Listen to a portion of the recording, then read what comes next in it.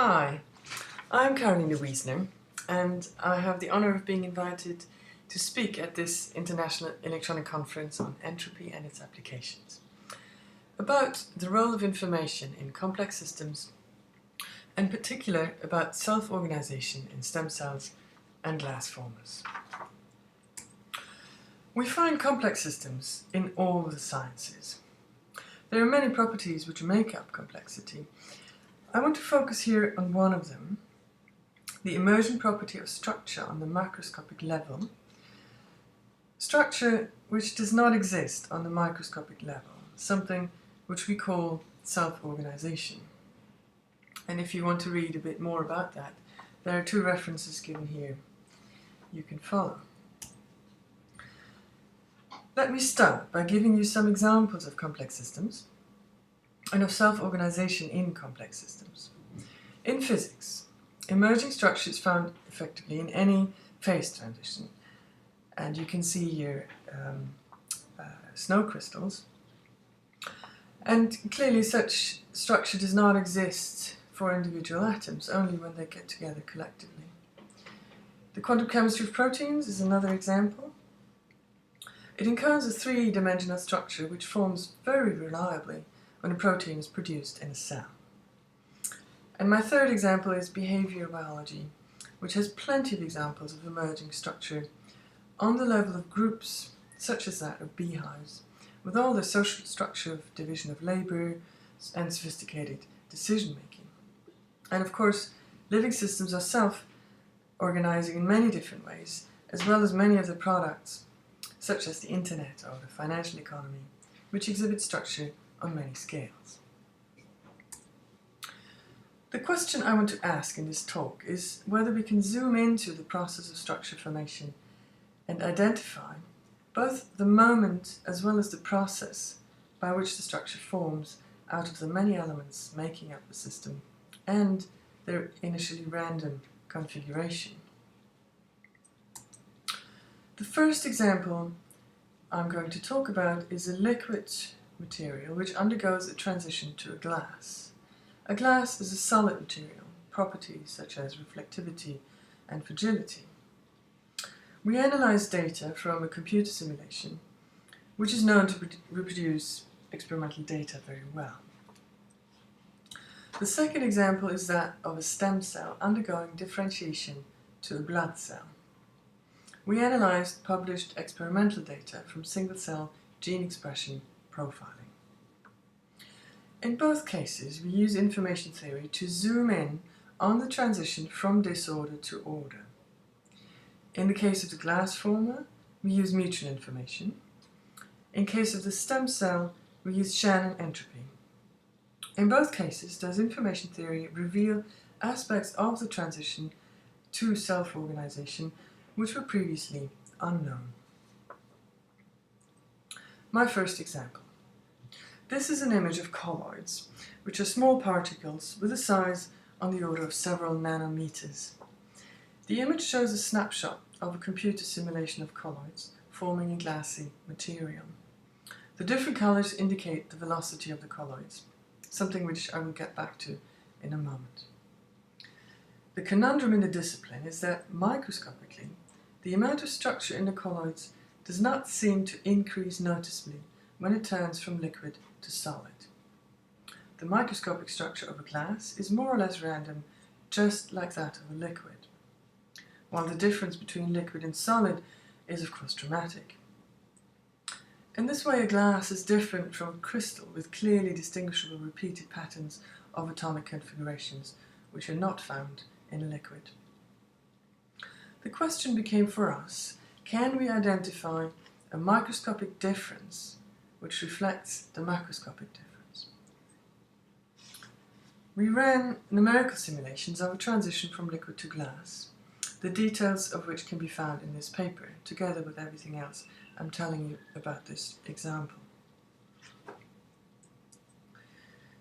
Rather than measuring the order of the colloidal formations, we measured the mutual information in the movements of the colloids. For every pair of colloids, we had obtained a value for the mutual information as a function of time. A histogram is shown here in the inset of the figure.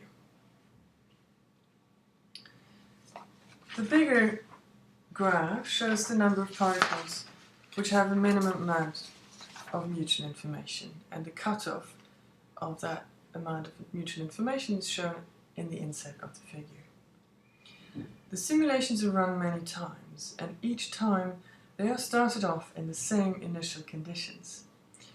And that way, the mutual information could be measured over the joint probability distribution of two colloids moving or not moving at a given point in time. So what you can see in the bigger graph is the x-axis is time, and the y-axis is the number of correlated particles at that time.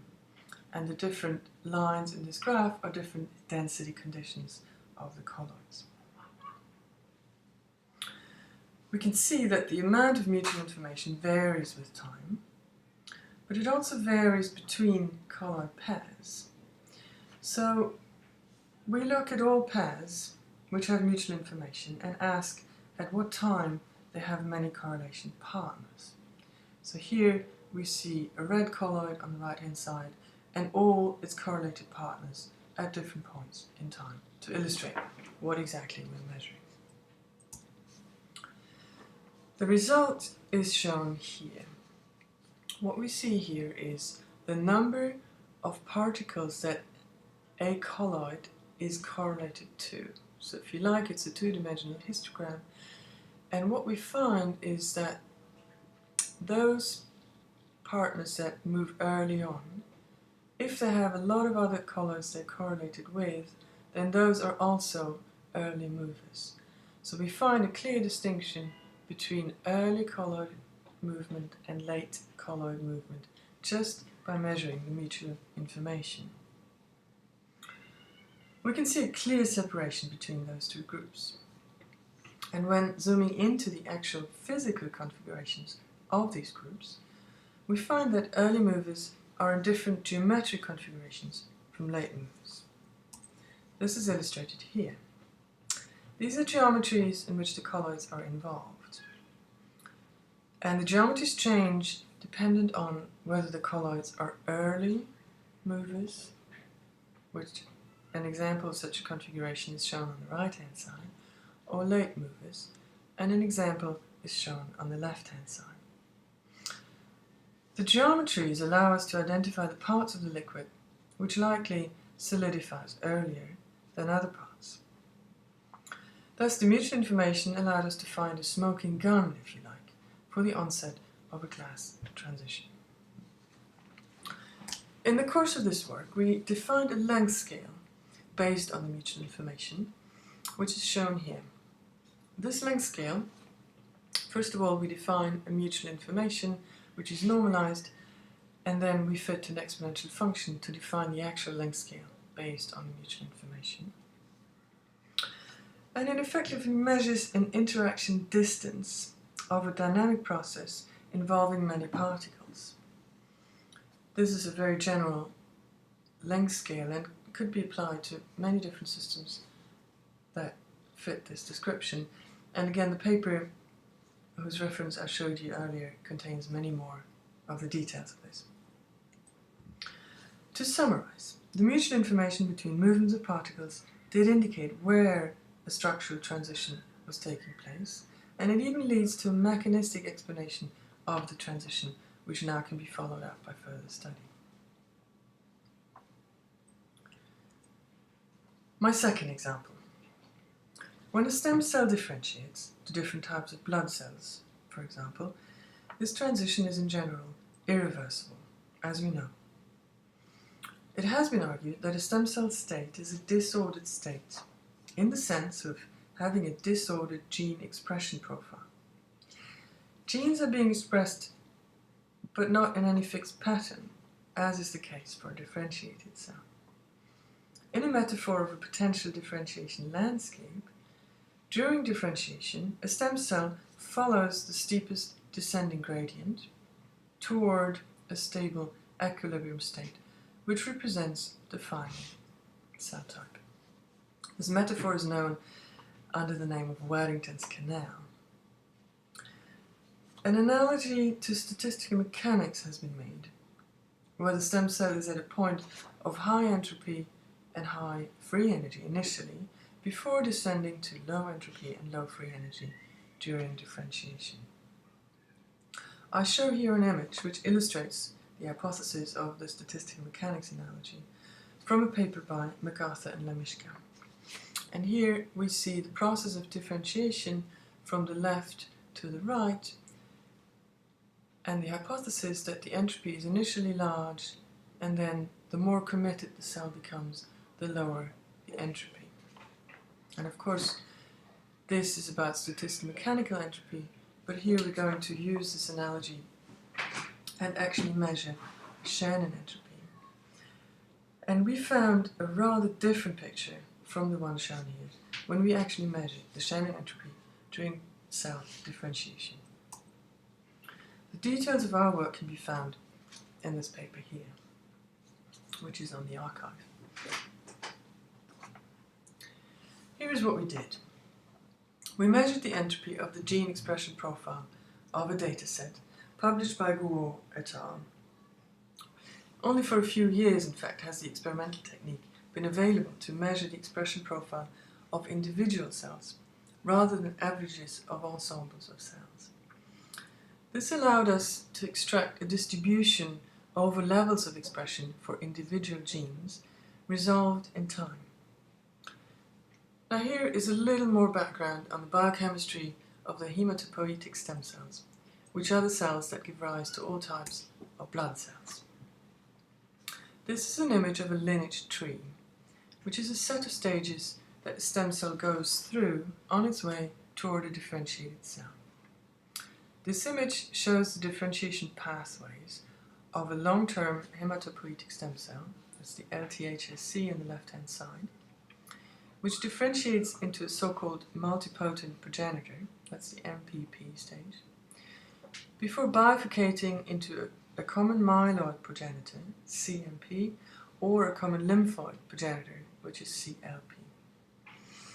And then the CMP stage differentiates into either granulocytes, monocytes, or megakaryocytes or erythrocytes. Experimentally, each cell follows one of these paths in a not yet actually fully understood differentiation process.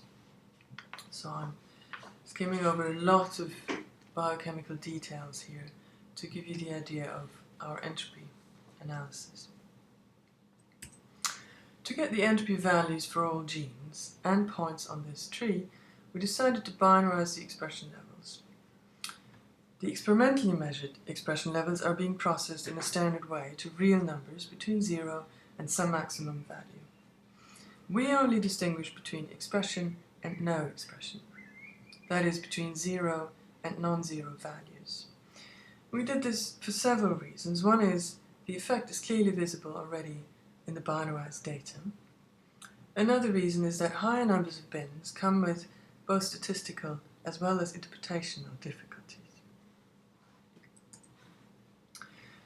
For each stage in the differentiation tree, we measured the entropy of 179 genes based on between 20 and 50 measured cells for each stage. The entropy was then estimated using the shrink algorithm by Hasse and Sturm, of which the reference is given here, and it is available as our package. The result is shown here. We have summed up the individual entropies, and here the graph shows you the average over all genes. The entropy values have a variance, of course, given the limited number of cells, and we obtained the root mean square error using the jackknife method, which was initially introduced by Ephron. The results are very clear. There is a slight decrease in entropy from the first stem cell stage, which is the LTHSC stage, to the second multipotent progenitor stage. Then, the entropy increases by more than 20% to the third stage, which is either the CLP or the CMP stage, depending on which path the stem cell takes. And then the entropy decreases, in fact somewhat below its initial value, in the last stage, which is either the GMP or the MEP stage. And the tree matches in color the graph, which shows you that we're going from left to right in time.